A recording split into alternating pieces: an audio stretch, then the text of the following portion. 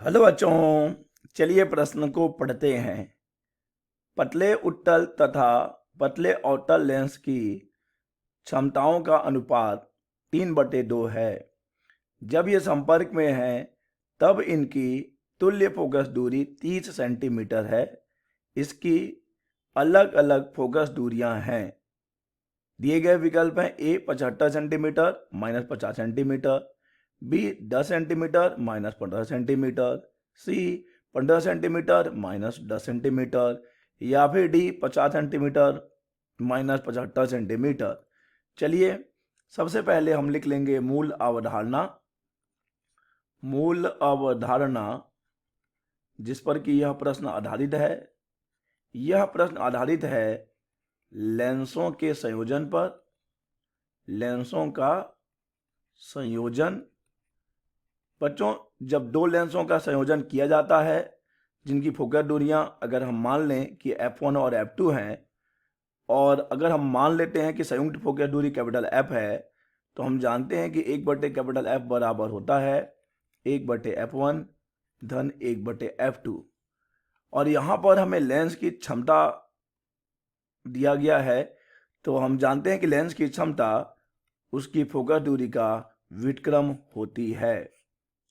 अर्थात फोकस दूरी उसकी क्षमता का व्युत्क्रम होगी।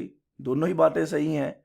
और हमें यह भी मालूम है कि उत्तल लेंस की फोकस दूरी धनात्मक होती है और अवतल लेंस की फोकस दूरी ऋणात्मक होती है। चलिए, अब हमने इस प्रश्न के मूल अवधारणा को समझ लिया है। अब हम इस प्रश्न को हल करेंगे और देखेंगे कि इनमें से कौन सा सही विकल्प है। प्रश्न में दिया गया है एक पतले उत्तल और पतले अवतल लेंस की क्षमताओं का अनुपात। मान लीजिए उत्तल लेंस की क्षमता P1 है, अवतल लेंस की क्षमता P2 है, तो इन दोनों का अनुपात है 3/2। तो बच्चों, जब P1/P2 का अनुपात 3/2 है, तो F1/F2 का अनुपात कितना होगा? 2/3 हो जाएगा, क्योंकि हम जानते हैं कि F 1/P होगा। तो F1/F2 का मान आ जाएगा 2/3। ठीक है बच्चों। और चलिए, अब अगर हम ये मान लें कि जो उत्तल लेंस है जिसकी फोकस दूरी F1 है, हम उसको F मान लेते हैं और ये धनात्मक होगा। ध्यान दीजिए, हमने मूल अवधारणा में इस बात की चर्चा की है कि उत्तल लेंस की फोकस दूरी धनात्मक होती है। तो बच्चों, F2 बराबर कितना हो जाएगा? यहाँ से F2 बराबर हो जाएगा 3/2F। और ये बच्चों क्या होगा? ये ऋणात्मक होगा। और क्यों होगा? क्योंकि हम जानते हैं कि अवतल लेंस की फोकस दूरी ऋणात्मक ली जाती है। और अब जब हम इन दोनों लेंसों का संयोजन करेंगे तो संयुक्त फोकस दूरी दे दी गई है 30 सेंटीमीटर। तो चलिए लेंसों के संयोजन का सूत्र लगा देते हैं, जो कि होता है 1/F बराबर 1/F1 प्लस 1/F2। मान रख देते हैं 1/30 बराबर 1/F। और यहाँ पे हम मान रखेंगे F2 का मान कितना है बच्चों? F2 का मान देख लीजिए, F2 का मान है -3/2। तो जब हम F2 का मान रखेंगे -3/2, तो यहाँ पर देखिए 1/F2 का मान चलिए रख देते हैं -3/2F है। तो ये हो जाएगा 1/30 बराबर, और यहाँ से हम 1/F कॉमन निकाल देते हैं, तो हमारे पास बच जाएगा 1 माइनस 2/3 और 1/30 बराबर 1/F, और ये आ जाएगा 1/3।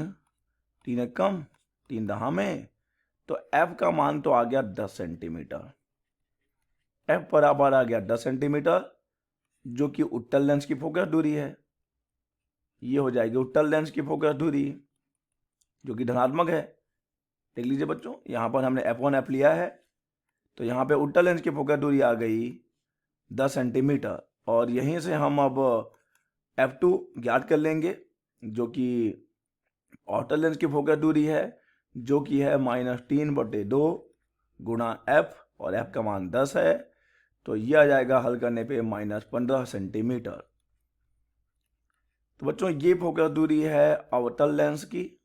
अवतल लेंस की फोकस दूरी है ये। तो हमारे पास उत्तल लेंस की फोकस दूरी है 10 सेंटीमीटर, अवतल लेंस की फोकस दूरी है -15 सेंटीमीटर। अतः सही विकल्प हो जाएगा बी 10 सेंटीमीटर माइनस 15 सेंटीमीटर। आशा करते हैं बच्चों आपको यह प्रश्न समझ आया होगा। धन्यवाद।